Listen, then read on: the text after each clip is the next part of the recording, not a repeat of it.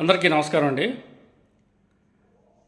చిలకలూరిపేటలో జరుగుతున్నటువంటి ప్రజాగళం సభ చాలా సక్సెస్ఫుల్ సభ, చాలా పెద్ద భారీ బహిరంగ సభని మనం చెప్పుకోవచ్చు.